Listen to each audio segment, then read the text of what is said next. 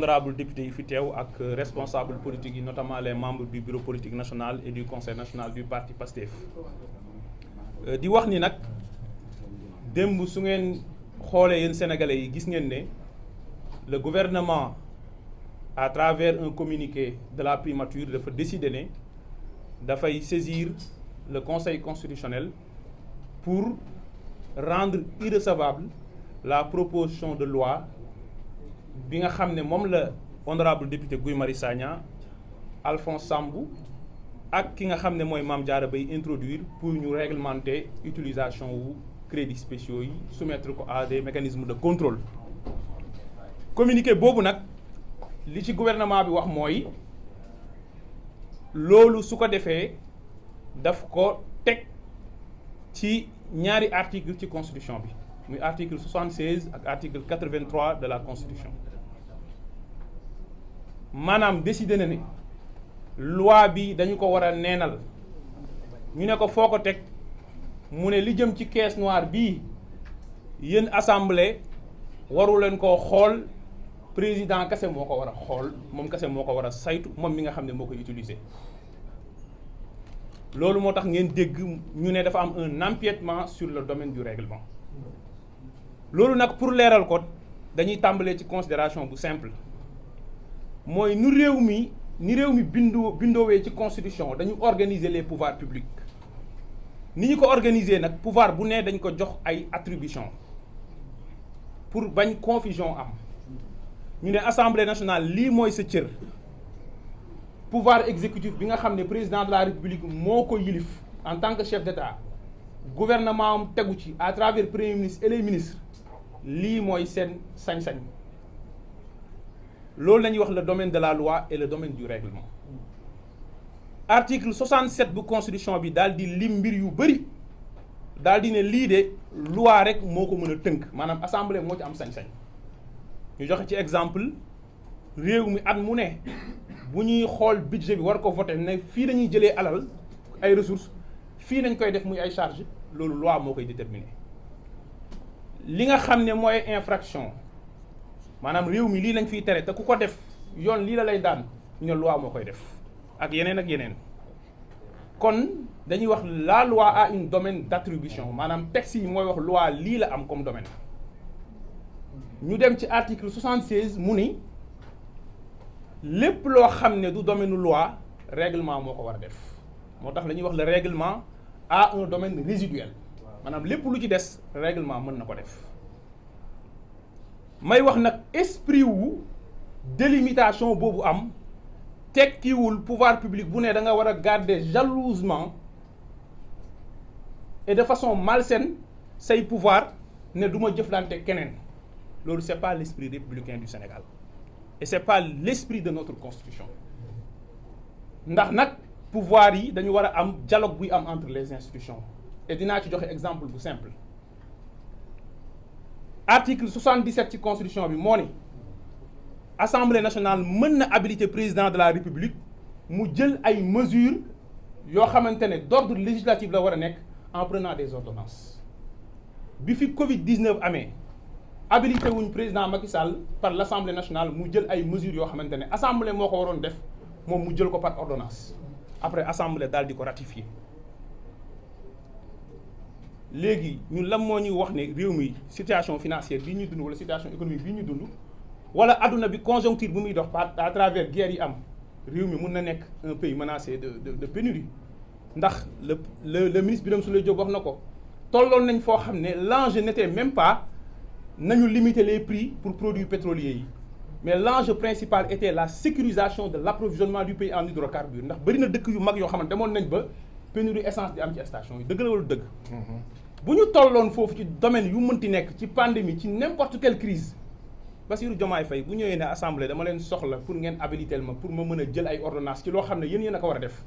assemblée da koy naan ñun kese ñoo ko moom waroo koo laal est-ce que réew noonu lay doxee. est-ce que kii woote jàmm noonu lay doxee leneen li ci tegu mooy Sénégal bu ngeen jëlee textes yi fi nekk mën nañ leen génneel ay centaines de textes yoo xam ne ci domaine u règlement la loi di ko def muy code minier bi fi nekk à travers loi 2016 bi et son décret d'application code bi fi nekkoon 2003 code bi fi nekk après avant 88 code pétrolier de 2019 li ko jiitu 98 li ko jiitu 86 texte yi jëm ci contenu local loi lay tàmbalee doog a dem ci ay décret d'application kan moo ko mus a contesté fii. kon loolu day wane ne gis-gis bi mu am ci institution bi mooy ku ne pouvoir bi ñu la jox da nga ci war a abuser et garder ko jalousement te dinañ ñëw ci ne pouvoir boobu muy wax ne moom la am ci texte bi am ko. li ci tegu nag mooy dafa citer article 76 ak article 83 bu constitution bi daal di ne ñoom gouvernement bi moo tax ñu saisir conseil constitutionnel pour ne loi bi nañ ko rendre irrecevable. léegi dañuy dem liiri texte de loi yooyu pour nit ñi comprendre ne ñoom li ñuy wax aucunement obligé wuñu woon def ko. Qu'est-ce que l'article 76 nous dit? Les matières qui ne sont pas du domaine législatif en vertu de la présente constitution ont un caractère réglementaire. mooy li ma leen waxoon sànq mu teg ci ne les textes de forme législative intervenus en ces matières peuvent, je dis bien peuvent, être modifiés par décret si le Conseil constitutionnel, à la demande du président de la République ou du Premier ministre, a décidé qu'ils ont un caractère réglementaire en vertu de l'alinéa précédent. ñi demaat ci article 83 muy texte bu ñu lim ñoom alinéa 2 ne s'il apparaît au cours de la procédure législative qu'une proposition ou un amendement n'est pas du domaine de la loi, le Premier ministre et les autres membres du gouvernement peuvent, je répète, peuvent opposer l'irrecevabilité. bu ñu nee peuvent mooy c'est une faculté bu la neexee nga def ko bu la neexee nga bañ ko def loolu moo tax ngay gis ay texte loo xam ne loi la pour gën ko may gëdd ñun dañ daan def ay atelier en tant que ay fonctionnaires nekk ay directeurs généraux ñu ne yenn secteurs yi pour jox mbir mi gëdd dañu koy def ay loi d'orientation loolu ay procédé la yoo xam ne dafay permettre nga émettre ay principes généraux yu am doole pour nga mën a may sa bopp flexibilité ak marge ci ay textes d'application muy ay décret ay arrêté kon li ñuy def ni caaxaan la parce que faculté la amuñu obligation def ko li ci des nag mooy dañu ne texte bi ñoom seen domaine la du domaine u assemblée may wax sénégalais yi nañ leen leeral ne loolu méngoowul ak dëgg. Pourquoi méngoowul ak dëgg li nekkul ci communiqué gouvernement bi mooy li ñu dugal ñoom ci seen amendement bi njëkk bi ñu ñëwee commission mooy lan nañu fa wax dañu ne yéen a ngi laal mbirum exécution wu ay dépenses moo xam crédit ordinaire la moo xam crédit spéciaux te loolu ñaari texte rek ñoo am sañ-sañu laal ko te texte yooyu wax nañ ci ba pare kon yéen bu leen ci wax ñu ne leen texte yooyu yan ak yàlla ñu ne la loi numéro 2020-07 du 26 février 2020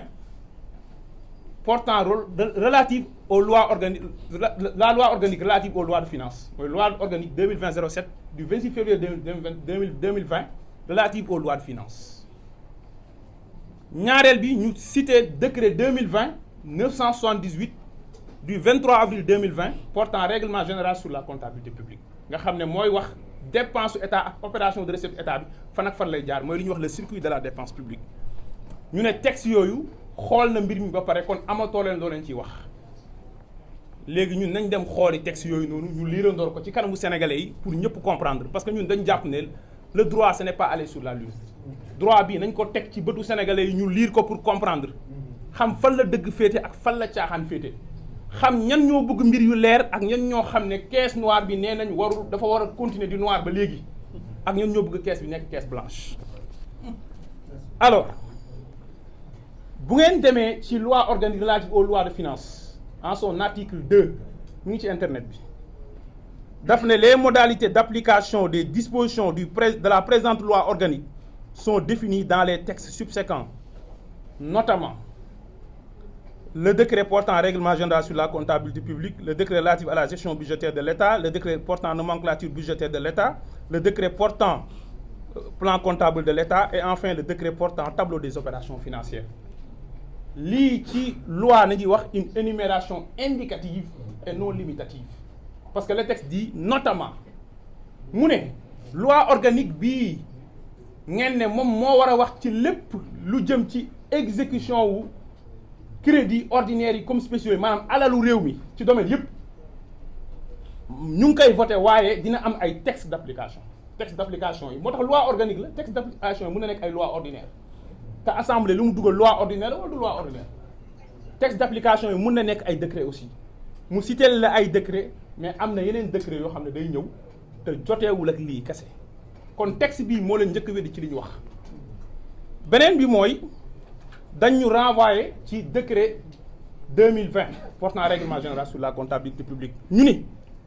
article 118 décret boobu moo ne lii de président de la république moo ko war a xool moo xam ni ñu koy dépenser moo xam ni ñu koy contrôler léegi ñun nañ dem lire article 118 lu mu wax article 118 daal di ne les règles relatives à l'engagement à la liquidation à l'ordonnancement et au paiement sont applicables à l'ensemble des dépenses publiques de l'État mu teg ci ne toutefois des modifications portant sur des points particuliers peuvent y être apportées par décret pris sur la proposition du ministre chargé des Finances et éventuellement du ministre intéressé pour ce qui concerne les dépenses effectuées sur les crédits spéciaux li mu cité nag ñeent yooyu mu cité muy ordonnancement liquidation engagement ak paiement étudiants yi def droit yëpp dès la première année bu ñuy def cours finance publique xam nañ ne loolu mooy les différentes étapes de la dépense publique parce que même texte bi bu ngeen demee ci article 84 moo lay wax ne budget état bi ñetti type d'opération moo mën a am mais ñaar yi moo ci gën a fës les opérations de recette bu état bi di encaisser xaalis par exemple booy fay impôt wala ñu fay ko dividende wala ngay fay redevance ak les opérations de dépense opération de dépense yi nag dafa am ñaari phase la phase administrative des dépenses publiques te mooy bu ñuy def engagement bu ñuy liquider ak bu ñuy ordonner mu mujj nag la phase comptable mooy bu état bi di fay xaalis ñeenti phase yii moom la article 118 répété waatal daal di ne ni ñu koy doxalee ci fonds politique yi ci crédits spéciaux yi mu ne la lii président de la république mun na ci jël décret modifié ko assemblée nationale duggul ci lii assemblée nationale dafa ne man dama bëgg a indi texte de loi pour wax lan mooy crédits spéciaux lan mooy crédits spéciaux lan moo koy firi lan lay firi signification crédits spéciaux lan mooy le champ limitatif des dépenses éligibles de ces crédits spéciaux yan ak yan la mu wax la ko sécurité nationale défense nationale renseignement lu jëm ci diplomatie ci yenn domaines yi beneen bi mu wax lan mooy liñ ci interdire nga def ko ci ay dépenses comme nga ci def politique beneen bi mu ne la nii nañu koy contrôler loolu yëpp assemblée nationale def ci loi boobu mu proposé ñoom Guy Marius Sagna porté ko amu ci lenn loo xam ne mu ngi ci décret bii gouvernement bi renvoyé daal di ne moom rek moo am possibilité déroger xam nga gouvernement ban piège la teg bu assemblée arrêté lii arrêté nañu pour xaar conseil constitutionnel bu le conseil constitutionnel ne neenal na ko mooy ñoom du ñu mus a jël décret boobu parce que décret bi ñu si la ñoom réglementé wu ko léegi yow président de la république ñu joxoñ la parce que joxoñ ngay bañ nga génn tàllal sa loxo mahaza ñun ñi xamuñu la Sonko nañ xam sénégalais yi fal la nga présenté leen programme boo xam ne copie collé programme Sonko 2019 la et pour sénégalais yi voté la dañ ne diw mooy diw loolu maire yi sax defuñu leen ko te bëri na maire yi fi Sonko fal ñu fal la sur la base de ce programme nga wax sénégalais yi ne dans les 3 années successives suivant mon élection dinaa fexe ba lii ñuy tuddee les fonds spéciaux les fonds politiques et cetera crédits spéciaux yëpp dinañ ko soumettre à un mécanisme de contrôle boo xam ne commission des finances bu assemblée nationale dañ ci am rôle député pouvoir bokk ci député opposition bokk ci moo ko wax wala waxu ko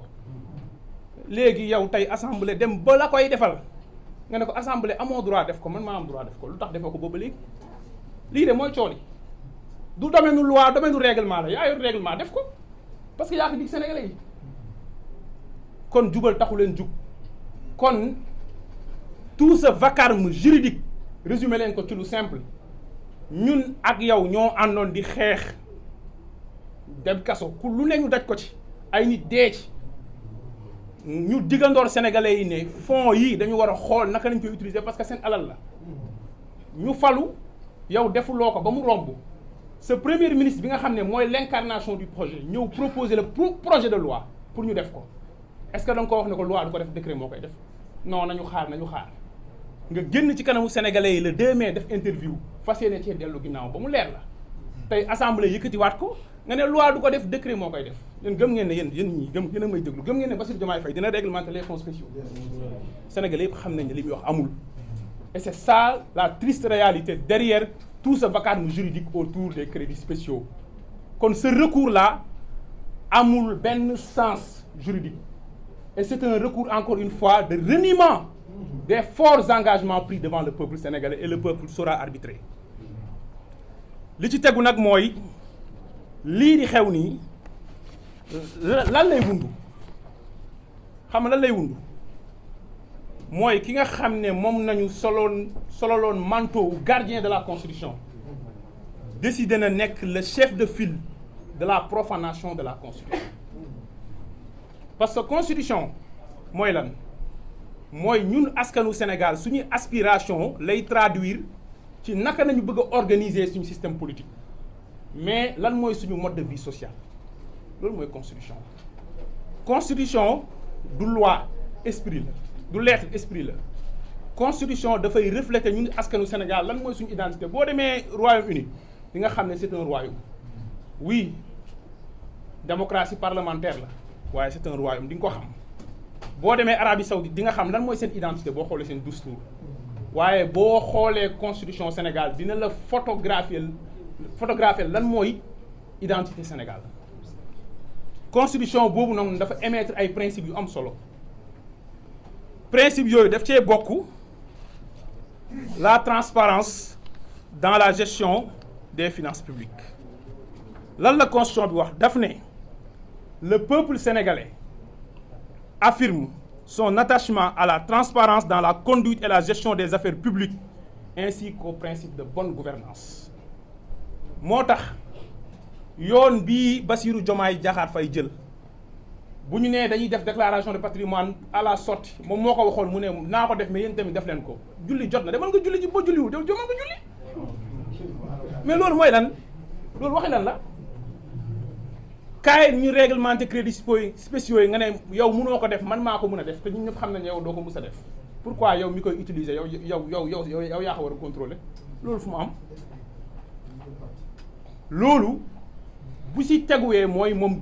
génn na li ko constitution bi wax mooy transparence dans la gestion des finances publiques loolu principe à valeur constitutionnelle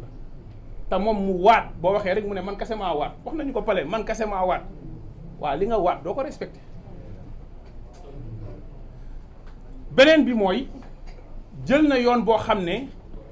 mu ngi commencer saper un fondement essentiel de notre identité républicaine xam nga mooy lan mooy le principe de la séparation et de l'équilibre des pouvoirs